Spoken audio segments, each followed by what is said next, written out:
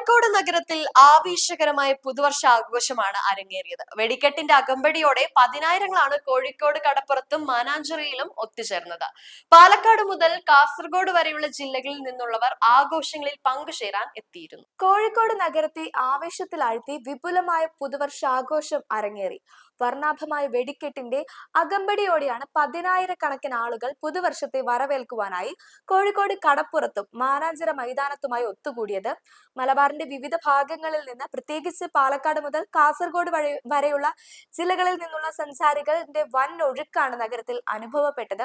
എന്നാൽ ആഘോഷങ്ങൾക്കിടെ ജനക്കൂട്ടത്തെ നിയന്ത്രിക്കുന്നതിന്റെ ഭാഗമായി രാത്രി 10:30 കടപ്പുറത്തേക്കുള്ള പ്രധാന റോഡുകൾ പോലീസ് അടച്ചത് ദൂരദിക്കുകളിൽ നിന്നും എത്തിയ ജനങ്ങൾക്ക് ഏറെ ബുദ്ധിമുട്ടുണ്ടാക്കി.